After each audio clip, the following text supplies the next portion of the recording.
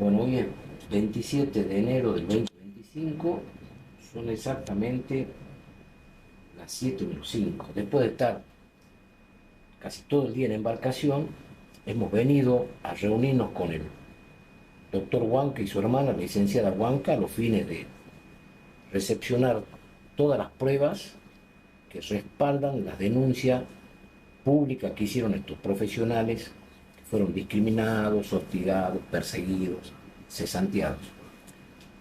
Uno de los casos que más me llamó la atención en el relato del doctor Huanca fue el fallecimiento de un joven que entró al hospital con una simple fractura de muñeca y falleció en el momento de la operación. Hablando con la licenciada Huanca, me comentó que había desaparecido la historia clínica. Nosotros estamos atendiendo una muerte en Aguaray de Xiomara Bacaflor. Le pedí al doctor Huanca que la cite a la familia, y aquí estamos con la mamá y con el papá. Hemos decidido aceptar su caso porque además tenemos todos los elementos probatorios y el testimonio de un profesional como el doctor Huanca. Así que vamos a, como siempre hacemos, dejamos constancia de nuestro trabajo por las dudas. Así que vamos a empezar con la señora. ¿Cómo es su nombre, señora? Mi nombre es María Magdalena Aguirre. Señora María, primero lamento mucho lo que le ha sucedido. Quiero decirle de corazón que últimamente me tocó acompañar en mi trabajo a muchos padres que perdieron su hijo. Y se lo voy a mencionar. Gualberto Solano, que perdió a su hijo Daniel Solano en el sur, nunca pudimos recuperar su cuerpo, fueron condenados sus asesinos y Gualberto Solano murió. También estoy acompañando a Asunción Ábalos en Neuquén, cuyo hijo Sergio Ábalos hace más de 21 años fue a bailar a un boliche. Sergio Ábalos era estudiante de ciencia económica, 17 años, y también desapareció. Eso en Neuquén. También estoy trabajando para la mamá de Xiomara Bacaflor, que fue a tener su bebé en el hospital de Aguaray. Le dejaron la placenta y falleció también la causa judicial.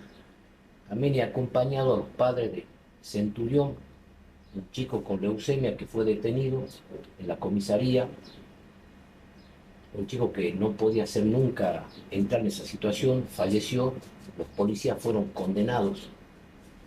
Como verá, me pregunto por qué.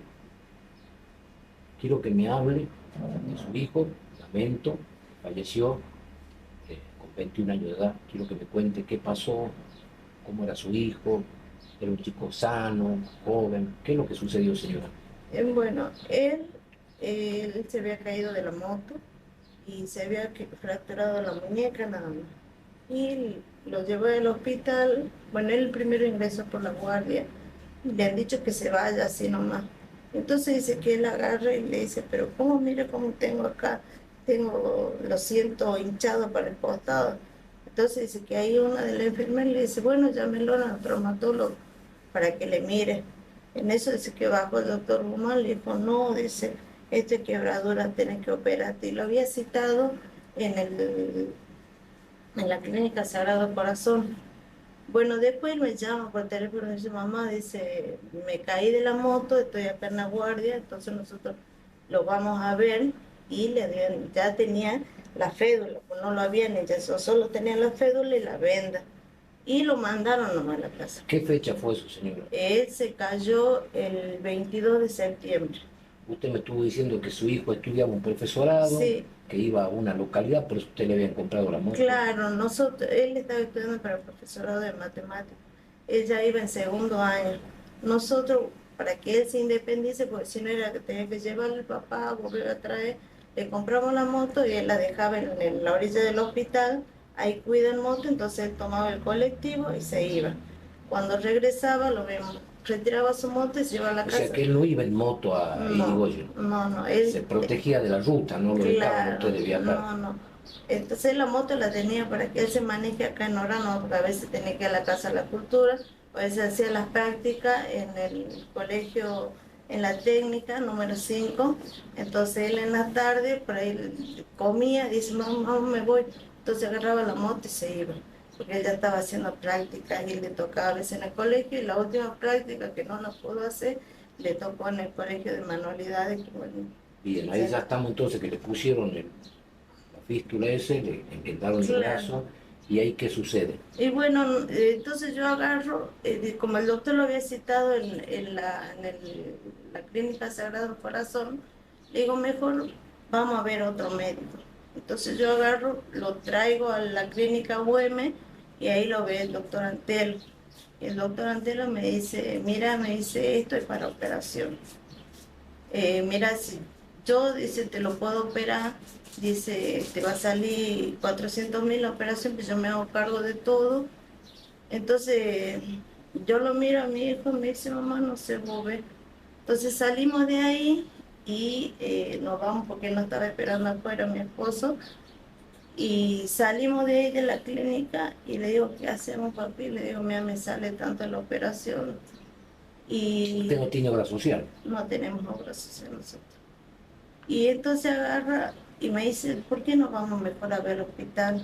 A lo mejor en el hospital pues no disponemos de esa cantidad de plata. Entonces, bueno, ¿qué hacemos? Nos vamos al hospital al día siguiente y justo encontramos turno para el mismo doctor que le había visto en la guardia. Entonces le llevo la radiografía que me habían sacado acá en la clínica Güemes y me dice el doctor, la mira, dice, esta operación de acá a la China, me dice. Concordando con el otro Con el médico otro que le médico. cobraba los 400.000 Claro. pesos. Y entonces el doctor Guzmán agarra y me dice, pero dice esto de nosotros acá no tenemos esa prótesis, vos tenés que comprarla, dice. Y yo le digo, ¿y cuánto me sale más o menos comprándola y que acá la operen? Le digo yo. Y entonces me dice el doctor, yo te paso un número, hasta ahora tengo el número de contacto ahí como es donde vendían la prótesis. Entonces me pasa el número y yo hago la consulta y me dice este señor, te sale 320.000 la prótesis. Perdón, la prótesis estaba incluida con el otro médico que le cobraba Con el 400. anterior ya estaba incluida la internación en la prótesis. Y bueno, ahora dice la prótesis 370. 320.000 me dice este otro, digamos, donde Sí, yo el fui a proveedor de la consultar. prótesis, sí. Y me dice, yo agarro, dice, usted me pasa por transferencia, dice la plata, y yo hago que la prótesis le llegue al médico. Me dice. Y entonces yo voy y hablo con el papá y le digo yo, ¿qué hacemos? Mira, entonces dice mi hija, bueno, yo le puedo prestar un poco de plata. Su Y hija. mi hija, porque ella mi hija es general. Entonces me dice, yo me puedo usar con préstamo, yo les ayudo. Bueno, entonces ahí juntamos, entonces yo le pasé la plata a este señor y ponele en esa semana, o sea, yo, digamos, la semana después que él se quebró, hicimos todo el cómo es para comprar la prótesis y a la semana siguiente empezamos con el estudio de- Para operarlo. para operarlo. O sea que tenemos que hablar un poco también que este hospital no provee nada. No, Tiene no tenía insumo, no tenía nada, eso me dijo el médico. ¿Qué más le pidieron para la operación? Eso nomás me dijeron que él necesitaba la prótesis y el doctor se hacía cargo de todas las demás cosas. Me dice, no le vamos acá, le dice, yo le voy a dar el día para que él entre a operación y acá, bueno, el suero, todo eso ellos le iban a dar. Solamente me cobraron. Corría por el hospital. Bien. Claro. Y bueno, y llegó, bueno, le hice la transferencia, después me llama el señor de la prótesis, me dice, mañana le estás llegando al hospital la prótesis, póngase de acuerdo con el médico para el turno de la operación. Me dice. Entonces yo le llamo al médico, le digo, mire doctor, me acaba de avisar que para mañana ya llega la prótesis, usted me dice cuándo. Entonces el doctor me dice, bueno, para el martes, me dijo primero el doctor.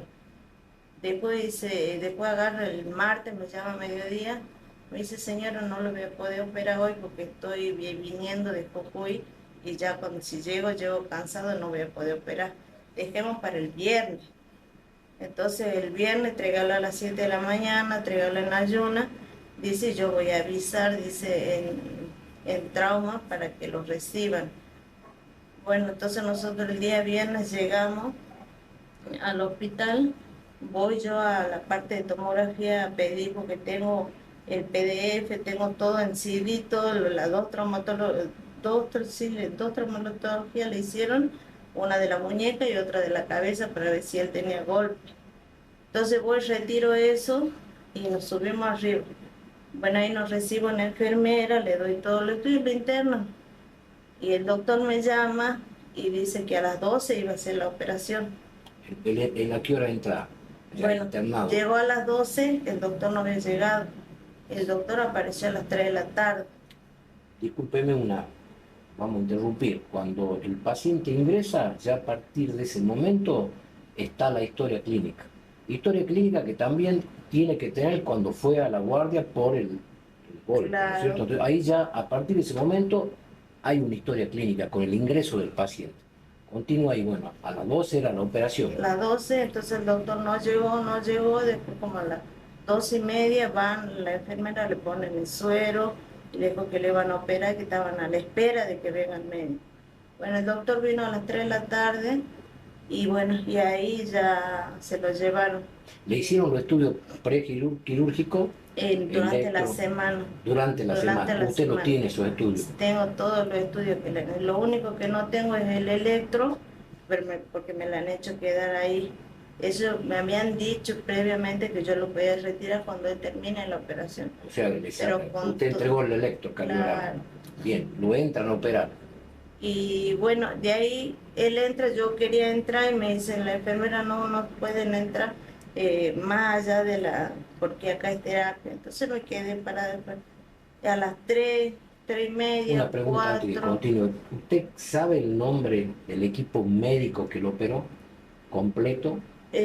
Digamos, cuando a mí me dicen, los 3 médicos que me dicen de que fallece mi hijo, se presentó la anestesista como doctora Valeriano, el doctor Guzmán como el que lo tenía que operar, y de ayudante, digamos, el que lo estaba ayudando era el doctor Blem. Bien, sigamos. Los 3 médicos. Lo entran a operar, usted se queda ahí al costadito. Claro, a las 3, ponerle a las 5, me llama el médico, dice familia de Durán, entonces entro yo y, y me dicen que mi hijo se había descompensado, que si él estaba tomando un medicamento que le había producido alguna alergia o algo. Y yo le dije que no, doctor, si usted únicamente le dijo que tome ibuprofeno, que era para el dolor, le digo, y no le dio más nada, le digo, él no estaba tomando más nada, porque se descompensó, me dice. En ese momento yo agarro, le digo, espera un ratito, yo voy a hablarle a su papá, le digo. En eso que yo estaba saliendo, yo ya sentí que mi hijo se cortaba. Escucho el sonido. Entonces me dijo, no, algo le pasó a mi hijo, entonces voy y lo hablo a su papá. Fueron las 5 de la tarde. 5 de la tarde. 5 de la tarde. 5 de la tarde. Y de ahí me dicen, esperen un ratito, voy a ver qué pasó, porque lo estamos recuperando. Y ahí ya pasó media hora, 1 hora y no venía nada. Ya como a las 6 de la tarde nos llaman y me dicen... Ya había venido su marido. Ya estábamos los dos, ya cuando ellos nos vuelven a llamar, me dice el doctor, no lo pudimos recuperar a su hijo falleció. Pero ellos a la hora, después de lo que yo había entrado la primera vez, a la hora y cuarto, póngale. De entrada, ¿y qué le dijeron ahí? ¿Cuál era la causa? Bueno, cuando ellos se presentan, ahí no me sabrían explicar. Yo digo, ¿qué le pasó a mi hijo? ¿Qué le pasó? No, que le agarró un paro cardiorrespiratorio. Digo, ¿pero a qué se debe? Ninguno me sabía explicar nada. Nada. Ni la anestesista, ni el que estaba operando, nada. No sabemos qué es lo que le pasó. No sabemos de qué se descompensó. Y no, nadie me explicó nada. Después yo me descompensé y fui a parar la guardia abajo. Cuando volví a recuperarme, me dijeron que mi hijo ya estaba abajo en la morgue. Y ni siquiera estaba dentro de la morgue porque me lo dejaron ahí en un pasillo, embolsado, en una bolsa negra. Y lo destapo a mi hijo y le digo, ¿por qué me están entregando si hace rato? O por lo menos me lo hubieran tapado con una sábana, pero no en una bolsa negra. Pero y cuando lo veo a mi hijo, no sé, le caían las lágrimas. Yo digo, papito, ¿qué pasó? Porque no había nadie del hospital, solo fueron y lo dejaron. Únicamente creo que era el chico que hacía de limpieza, que es un chico que yo conozco, que es cliente de mi negocio, estaba paradito ahí. Me parece que los chicos que hacen limpieza me lo trajeron. No había ni un médico, ni un enfermero, no había nadie. Me lo fueron a buscar. Y de ahí no hablé con nadie, porque no había nadie. Estamos en un hospital público, le mandé un mensaje al gerente. Cuando suceden estas muertes dudosas, es obligación del hospital iniciar inmediatamente una investigación o un sumario administrativo, pedir un informe. Es obligación. De ahí nadie más nunca habló con usted. Nadie, nadie del hospital, nadie, nadie. Usted lo veló, lo enterraron al otro día. Sí, y bueno, yo dije, bueno, tenía que dejar de estar vivo. Gente me decían que teníamos nosotros que averiguar, denúncienlo, no puede ser que su hijo muera así, no puede, incluso después de que mi hijo falleció, a la semana le agarró una parálisis y fuimos a consultar al médico y había médicos que nos dijeron no, tendrían que haber por lo menos haber hecho una denuncia para saber qué es lo que le pasó. Eso se lo dijeron médicos del propio hospital. No, Privados. privados. Ahora, señora, por más que lo estuve hablando con usted recién y con su marido, obviamente usted tiene temor. ¿Por qué usted no tomó la decisión de denunciar esta? Eso es lo que yo le expliqué yo, porque mucho tiempo he ido a la psicóloga. La psicóloga también me decía que teníamos que, por lo menos para que nosotros estemos tranquilos, investigar qué es lo que pasa. Pero yo le decía algo dentro de mí que me dice que mi hijito quiere descansar en paz. Uno, porque yo decía, si le hacen una autopsia, lo van a sacar de ahí, le van a sacar parte de su cuerpo, yo sentía que no me lo iban a entregar completo. Entonces yo digo, si él era un niño que no le gustaba lastimarse, porque apenas que se pinchaba la mamá, bueno, purito. Entonces yo digo, no era justo para mí que lo abrieran, que le hagan, ¿no? Porque nunca le gustó lastimarse. Hasta hacía berrinche para ponerse una vacuna.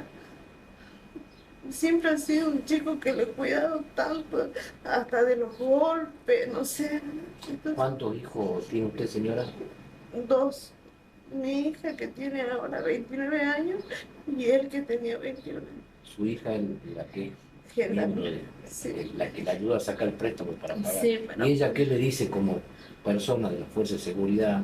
ella primero, ella quería saber, pero ella al verme que yo estaba destrozada y me dice, mamá, yo voy a apoyar la decisión que vos tomes porque yo te quiero ver tranquila, te quiero ver bien. Había días que no dormía, no. Encima, en la casa éramos los tres nada más. A la hora de comer no estaba en la mesa. En su cuarto. Yo creo que como 2 meses, 3 meses no pude abrir su cuarto porque así tal cual él lo había dejado. Porque me dice, mamá, me dice que él antes de que entre en la operación, porque ya tenía sed, porque si el doctor dijo que de las 7 de la mañana no tenía que tomar ni agua, ya eran las 12. Me dice, mamá, tengo sed, tengo sed.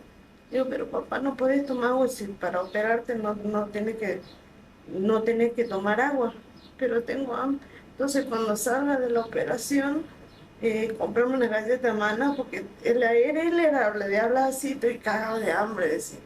Bueno, papito, le digo, yo cuando voy a entrar a operación le decía, papá, que vaya a comprar. Bueno.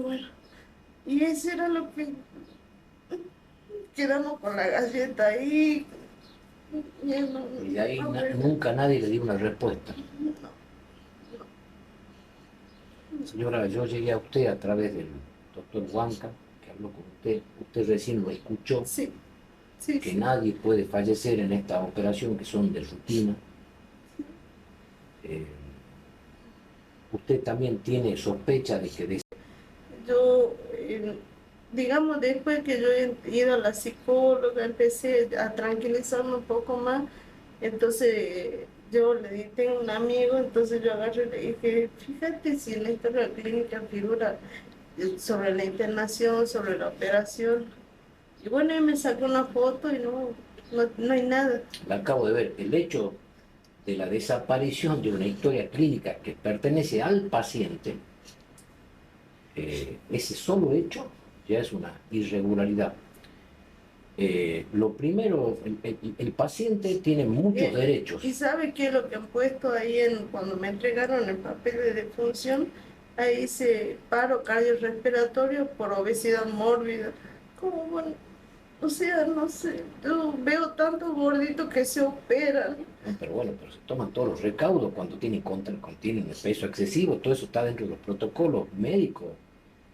Pero solo hecho o sea, que la culpa es de su hijo por tener Por haber sobrepeso. sido gordito. Señora, Eso es lo que el doctor, cuando yo me acuerdo, cuando me ha dicho, no, lo que pasa es que su hijo es gordito y en esa operación no pueden fallar, o sea, ahí yo, no sé, el mismo doctor Guzmán me dijo eso, cuando me, estuve hablando con usted y con su marido. Su marido me dijo que tiene temor. Ustedes tienen un negocio bastante conocido acá en Orán, sí, practican, hacen nosotros, sándwich, son gente de trabajo, su hijo trabajaba con ustedes. sí, se ha criado desde los 12 años, creo que era, como era, le gustaba sumar y todas esas cosas, entonces él siempre quería tener la mesa y ya, sumaba, yo te voy a sumar cuánto hay que cobrar, y siempre ha estado ayudándome. Y me parece increíble. Orán es una ciudad grande, la segunda ciudad de Salta. Este hospital es cabecera, vienen muchos pacientes también del departamento de San Sí, Martín. Nadie se arrimó a usted, un político, un concejal, conoce, me imagino que algunos irán a comer sangre, es su sí, negocio. sí, un montón, La pero diputada no, Riquelme, que es una defensora del hospital, nunca, nadie. nadie. Es como que mi hijo falleció y quedó todo en silencio. Na- Nadie, nada, si no fuera por la señorita que se acercó a nosotros a decirnos que si es que íbamos a hacer algo, si íbamos a denunciar algo, porque es injusta la muerte, porque ella lo vio crecer también ahí en el negocio. Ella ha sido la única que se acercó del hospital a hablar, la única. Después nadie más, nadie más. Señora, le vuelvo a repetir, lo lamento profundamente. Nosotros hemos venido aquí por otra situación. No vengo a buscar trabajo, mucho menos de esta naturaleza, pero creo que no es justo que esto quede en nada. Le pido que confíe en nosotros. Tenemos la colaboración del doctor Huanca. Vamos a hacer las denuncias penales, lo vamos a constituir en querellante. Vamos a empezar desde mañana mismo pidiendo la historia clínica. Y bueno, esperemos que la muerte de su hijo sea esclarecida y que usted tenga una respuesta. La necesita, la merece, porque no puede ser que ni del aspecto humano que no le hayan, por lo menos para dar el pésame. No, nadie, nadie. Yo digo, si no hacía ni 20 minutos que estaba hablando con él, planeando lo que íbamos a hacer el día lunes. Todo eso yo a veces yo le digo a él, es como si yo me hubiese quedado, o sea, por más que esté haciendo sándwich, esté haciendo en mi casa, por ahí me quedan así unos pensamientos que me vienen que es como si yo estuviera esperando todavía fuera de que él salga del quirófano. Me veo sentada ahí esperando a que él salga. Lo que pasa, señores, que, mire, siempre lo digo, es tan grave, es tan terrible, es tan antinatural la muerte de un hijo que no puede ser calificada legalmente. Cuando chico pierde a sus padres pasa a ser huérfano. Cuando un esposo pierde a su esposa pasa a ser viudo. Es tan antinatural que no tiene una calificación jurídica. No se puede decir cómo se califica jurídicamente a los padres, porque lo natural es que el hijo entierre a los padres y no que los Eso padres siempre, entierren a los hijos. yo siempre decía así. Y siempre me decían que no peleen con su hermanito, que eso no, jamás nunca en la vida pensé que tendría que haber enterrado él, dejarlo ahí solo. No lo quise decir, el caso no es un caso. El más reciente que tengo ahora es la mamá de Valentín, un niño que cayó en un pozo ciego de una escuela en La Poma. Ese niño abanderado fue a estudiar, su mamá viajó a Salta a hacer diligencia con su papá, con el marido, y el niño murió en un pozo ciego. A la madre le comunicaron la muerte, el intendente deseándole el pésame. Estamos también en ese proceso aportando todas las pruebas, ¿no? Entonces soy abogado de maestras que han sumariado y han cesanteado, esta misma ministra, y sin embargo esta ministra no dio explicación y le ofreció a la mamá 200.000 pesos cuando fue a la POM. Entonces creo que esta muerte, como la de su hijo, exigen explicación para que no suceda nuevamente en el hospital, porque la pregunta es cuántos de estos fallecimientos se producen y quedan absolutamente en la nada. Y lo digo con mucho respeto, señora, perdónenme si estoy con un concepto equivocado. Y esto sucede porque ustedes son pobres. Si hubiera fallecido el hijo de un político o el hijo de un rico, hubiera habido un terremoto acá en Orán. Pero las muertes de los pobres son intrascendentes.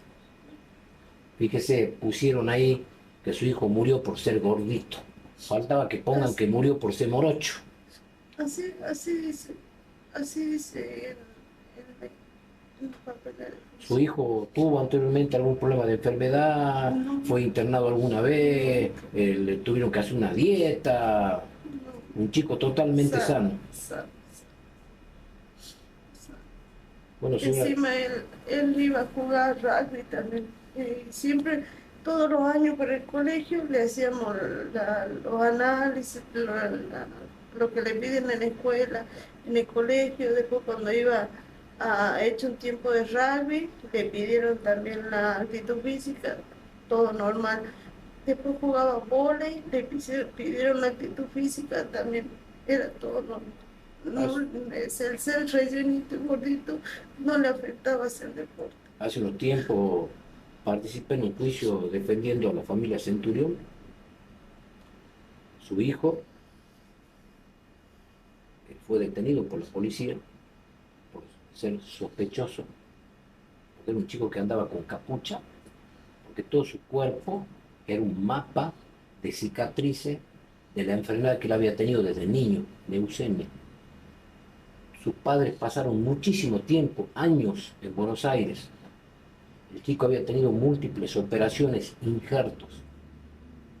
La policía lo detuvo por sospechoso, lo pusieron preso en una jaula, en una cárcel, en un calabozo con 30 reclusos, con un solo letrina.